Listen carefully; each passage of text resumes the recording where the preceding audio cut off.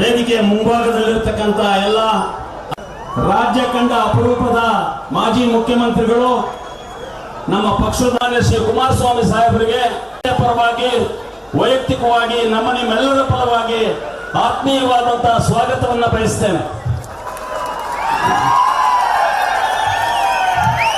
ಸ್ಪರ್ಧೆಯನ್ನ ಮಾಡಿದ್ದಾರೆ.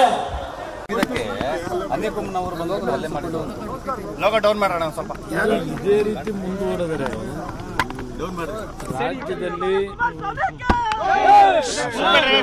ಅಷ್ಟೇ ಅಲ್ಲ, ಕಾಂಗ್ರೆಸ್ಗೆ ಜನ ತಕ್ಕಪಾಠ ಕಲಿಸ್ತಾರೆ. ಇವತ್ತಾಗಲೇ ವಿರಾಜಪೇಟೆನಲ್ಲೋ ಕೊಡಗಲ್ಲೋ ಎಲ್ಲೋ 3 ಜನ BJP ಕಾರ್ಯಕರ್ತರ ಮೇಲೆ ಹಲ್ಲೆ ಮಾಡಿ ಬಹುಶಃ ಮೈಸೂರಿಗೆ ಅವ್ರನ್ನ ಆಸ್ಪತ್ರೆಗೆ ಕರ್ಕೊಂಬಂದಿರಬೇಕು.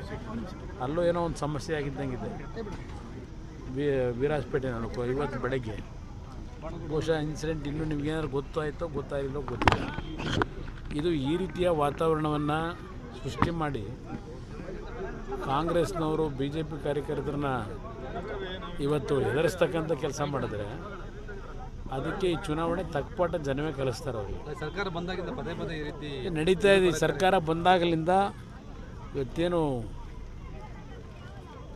ರಾಮನ ಹೆಸರನ್ನು ಹೇಳ್ತಕ್ಕಂಥದ್ದು ಮತ್ತು ಅವರ ವಿರೋಧಿಗಳು ಯಾರಿದ್ದಾರೆ, ಕಾಂಗ್ರೆಸ್ನ ವಿರೋಧಿಗಳು, ಅವರ ಮೇಲೆ ಹಲ್ಲೆ ಮಾಡ್ತಕ್ಕಂಥದ್ದು ಇದೆಲ್ಲ ಏನು ನಡೀತಿದೆ. ತೆಂಗಿನ ತೋಟಗಳಿಗೆ ಬೆಂಕಿ ಇಡ್ತಕ್ಕಂಥದ್ದು ಇದೆಲ್ಲ ಏನು ಪ್ರಾರಂಭ ಮಾಡಿದ್ದಾರೆ, ಅವರ ಹಳೆ ಚಾಲಿ ಪ್ರಾರಂಭ ಮಾಡಿದ್ದಾರೆ. ಆ ಹಳೆ ಚಾಲಿಗೆ ಜನ ಬುದ್ಧಿ ಕಲಿಸ್ತಾರೆ. ಇವತ್ತು ಒಂದು ಚೊಂಬಿನ ಚಿತ್ರ ಒಂದು ಪ್ರಜಾವಾಣಿಯಲ್ಲಿ ಜಾಹೀರಾತು ಕೊಟ್ಟಿದ್ದಾರೆ, ತಾವು ಗಮನಿಸಿದ್ರೆ ಅನ್ಸುತ್ತೆ. ಕೇಂದ್ರ ಸರ್ಕಾರದಿಂದ ನಾನು ಪೇಪರ್ ನೋಡೋಕ್ಕಾಗಲಿಲ್ಲ ಬರ್ತಾರ. ಚೊಂಬಿನ ಚಿತ್ರ ಕರ್ನಾಟಕದಿಂದ ಕೇಂದ್ರ ಸರ್ಕಾರದಿಂದ ಕರ್ನಾಟಕಕ್ಕೆ ಚೊಂಬು ಅಂತ ಆ ಥರ ಒಂದು ಚಿತ್ರ ಅವರ ನಡವಳಿಕೆ ಪ್ಲಸ್ ಅವರಲ್ಲಿರ್ತಕ್ಕಂಥ ಕೀಳು ಅಭಿರುಚಿ ಇದೆಯಲ್ಲ, ಅದು ಚೊಂಬಿನ ಚಿತ್ರ ಎಲ್ಲ ತೋರಿಸ್ಬೇಕಾಗಿದ್ದು. ಕರ್ನಾಟಕ ರಾಜ್ಯದ ಜನತೆ ತೆರಿಗೆ ಹಣ ಇದೆಯಲ್ಲ ತುಂಬಿ ಲೂಟಿ ಹೊಡಿತವ್ರಲ್ಲ, ಆ ಚಿತ್ರ ಹಾಕಬೇಕಾಗಿತ್ತು ಅವರು.